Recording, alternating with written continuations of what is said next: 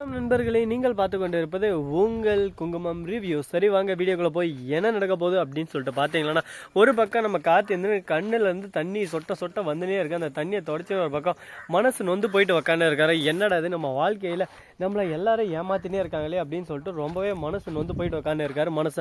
ஆனால் ரொம்பவே பாவங்க அவரு. ஏன்னா அவர் மட்டும் என்ன பண்ணுவார் சொல்லுங்க பார்க்கலாம். வாழ்க்கையில எல்லாரும் நம்பி நம்பி நொந்து தான் போயின்னு இருக்காரு. தவிர வாழ்க்கையில ஒரு நிம்மதியான ஒரு இடமே இன்னும் அவர் கிடைக்கலைங்க.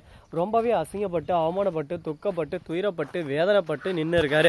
இந்த சமயத்தில் ஒரு பக்கம் அந்த சிந்தாமணி ஓவரா பேச ஆரம்பிச்சிடா. இலக்கியா பண்றதெல்லாம் பண்ணிட்டு என் பொண்ணு மேல பள்ளியை தூக்கி போடுறடி, நீ எல்லாம் பொண்ணு அடி, இந்த மாதிரி பண்றதுக்கு இது அருவருப்பா இல்லை கூச்சமா இல்லை அப்படி இப்படின்னு சொல்லிட்டு கேட்டதான் கார்த்திக் வருது பக்கம் ஒரு அப்படியே ஒரு அடி போயிட்டு வாய முடின்னு ஓர பாரு. பொண்ணு வளர்த்து வச்சுக்கிறா பாரு. பொண்ணு நீ வளர்த்து வச்சுக்கிற லட்சத்துக்கு உன்னதான் அடிக்கணும். நீ வந்து அண்ணியை குறை சொல்லிருக்கியா, நீ எல்லாம் என் கண்முடியே நின்றாத, ஒழுங்கு மரியாதை எங்கன்னா கண்ணுக்கு தெரியாமல் போயிரு அப்படி இப்படின்னு சொல்லிட்டு திட்டி விட்டுறாங்க.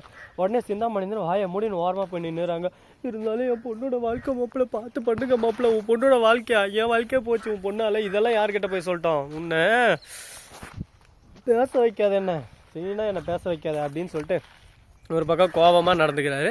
இதுக்கப்புறம் என்ன நடக்குதுன்னு சொல்லிட்டு பார்த்தீங்கன்னா, கரெக்டாக நம்ம கௌதம் இருக்கார்ல, அவர் வந்து விட்ரா கார்த்தி பார்த்துக்கலாம், வாழ்க்கையில் கஷ்டம் நஷ்டம் துக்கம் துயரம் எல்லாம் தான் வரும் வரும், எல்லாத்தையும் பார்த்துக்கிட்டு தானே போய் ஆகணும். நான் உங்ககிட்ட அப்போந்தே சொல்லியிருந்தேன், நீ அப்பயே கேட்டிருந்தேன் அந்த பிரச்சனை இவ்வளோ தூரம் வந்திருக்காரு. சரி விடு, இப்பயும் ஒன்றும் கெட்டு போல, இப்போயாவது உண்மை வெளியே தெரிஞ்சு இதுக்கப்புறமாவது நம்ம குடும்பம் சந்தோஷமாக இருக்கணும். ஃபஸ்ட்டு அந்த அஞ்சலியை கழுத்தை பிடிச்சி வெளியே தள்ளுறா அப்படின்னு சொல்லிட்டு சொல்லியிருக்காங்க. உடனே என்ன சொல்கிறது ஏது சொல்கிறதுன்னு தெரியாமல் ஒரு பக்கம் முழிச்சுன்னு இருக்காரு. இல்லை வேணாம் அப்படின்னு சொல்லிட்டு சொல்லுவாரா, இல்லை அவள் இருக்கட்டும் சொல்லிட்டு சொல்லுவாரான்னு சொல்லிட்டு யாராலையும் இன்னும் குறிப்பிட்டு சொல்ல முடியலைங்க. ஏன்னா அந்த அளவுக்கு ஒரு பக்கம் இதாக இருக்காங்க.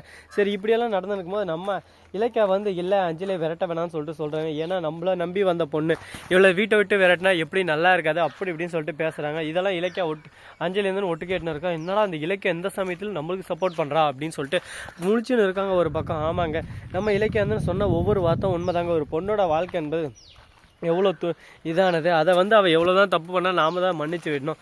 அப்படி அந்த பொண்ணோட வாழ்க்கையை நம்ம வேணாம்னு சொல்லிட்டு உதட்டோமா அந்த பொண்ணு லாஸ்ட்டில் இந்த சொசைட்டியில் ரொம்பவே அசிங்கப்பட்டு அவமானப்பட்டு சீரழிஞ்சு தான் நிற்கணும், அதை புரிஞ்சுக்கோ அப்படின்னு சொல்லிட்டு எல்லாத்தையும் எடுத்து உரைக்கிறாங்க.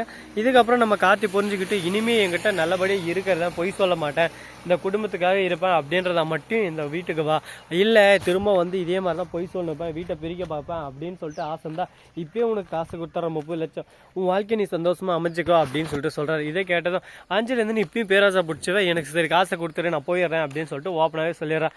இதுக்கப்புறம் நம்ம இலக்கியம் தானே சரி விட்டுருவீங்கன்னா, இதுக்கு மேலேலாம் இவகிட்ட பேசக்கூடாது, போய் தொலைட்டோம் அப்படின்னு சொல்லிட்டு இலக்கியாவும் சொல்லிடுறாங்க.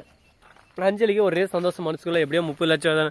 ஆனால் அவங்க அம்மா இருந்தாலும் ஒரு பக்கம் அடிப்பாவி இப்படி பண்ணிட்டு அடி, உன் வாழ்க்கை இலக்கிய எவ்வளோ காப்பாற்றி தர பார்க்குறா, ஆனால் நீ இருந்தாலும் காசுப்படுறதுல தாண்டி இருக்க அப்படி இப்படின்னு சொல்லிட்டு ஒரு பக்கம் பேசுன்னு இருக்காங்க. இதை கேட்கும் போது கொஞ்சம் கஷ்டமாகவும் இருந்தாலும் அதே சமயத்தில் மறுபக்கம் என்ன நடக்க போகுது அப்படின்னு சொல்லிட்டு பார்த்தீங்களன்னா, இன்னும் நிறைய இன்ட்ரெஸ்டிங்கான விஷயங்கள்லாம் நடந்துன்னு இருக்குங்க.